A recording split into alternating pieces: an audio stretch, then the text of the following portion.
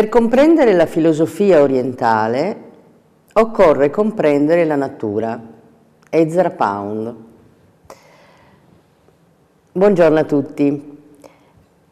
Eccoci al consueto appuntamento con la spiegazione dei massaggi che io con piacere metto al vostro servizio affinché possiate goderne, se lo vorrete, nel mio studio. Abbiamo detto che il massaggio olistico nasce in Oriente ed è considerato una terapia, in quanto agisce non solo su una singola parte del corpo, ma sulla totalità, e che quindi comprende degli aspetti sottili e immateriali: l'energia, la psiche, il sentire, la mente, ed è considerato, diciamo, una medicina naturale, poiché si pone degli obiettivi che sono gli stessi della medicina naturale.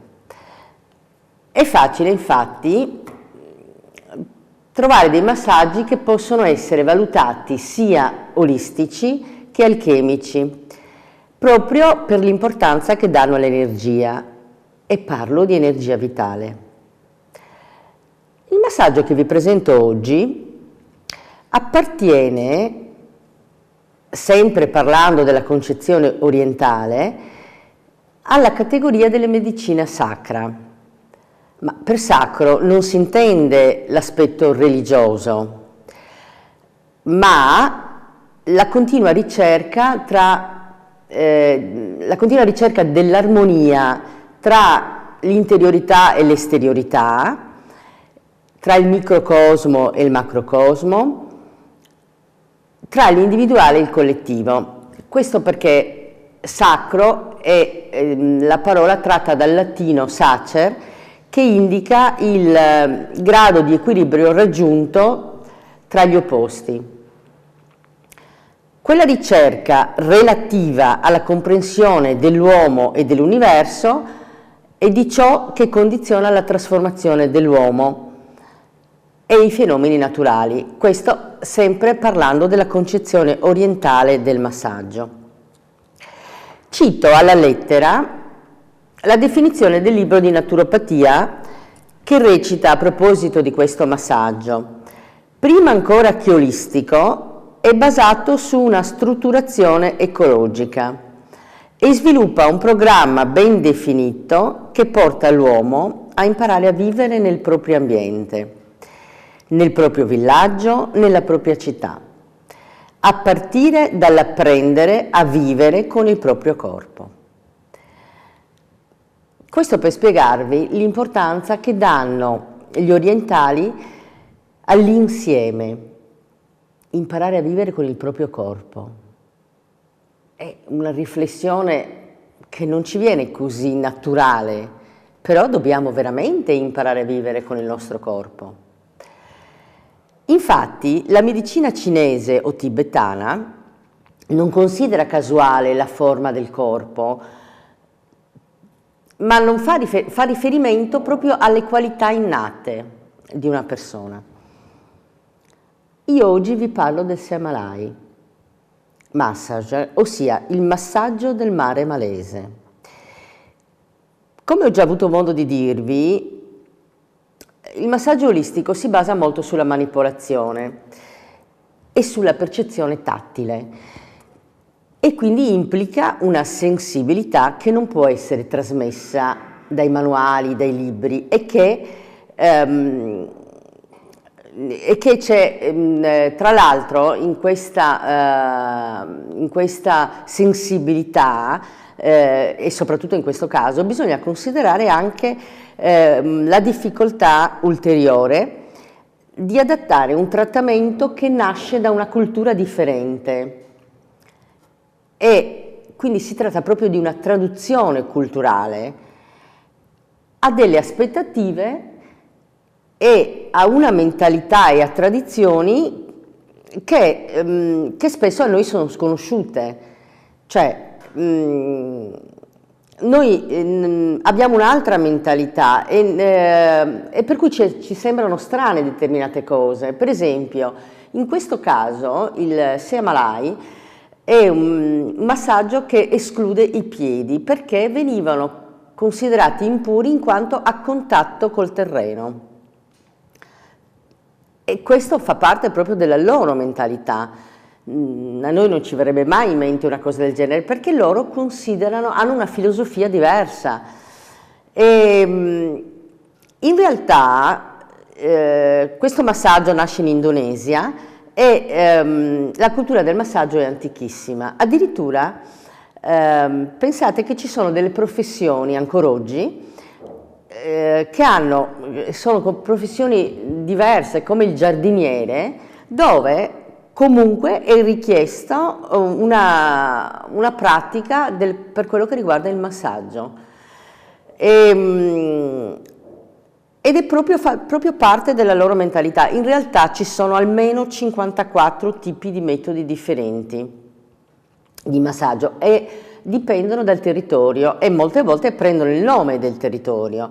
Infatti il Siamalai si chiama anche massaggio di Medam perché fa parte di quell'area geografica dove viene praticato. Ed è forse l'unico, se non uno dei pochi, del quale sono state ritrovate delle rare illustrazioni di riti sacri che mostrano alcuni movimenti di questo massaggio. Il Siamalai è stato praticato dal primo secolo a.C. al XIV secolo d.C. E veniva chiamato massaggio delle regine perché, secondo la leggenda, era riservato alle principesse che non venivano scelte per la notte e quindi come consolazione gli si praticava questo massaggio perché era veramente un piacere riceverlo.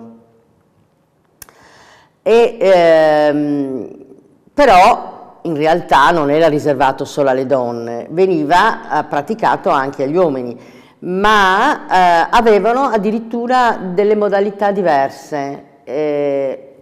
Al giorno d'oggi invece è uguale, cioè i passaggi sono gli stessi perché non c'è stata non si sono trovati degli appunti, non sono state tramandate queste manovre differenti per cui noi oggi lo pratichiamo allo stesso modo sia sugli uomini che sulle donne.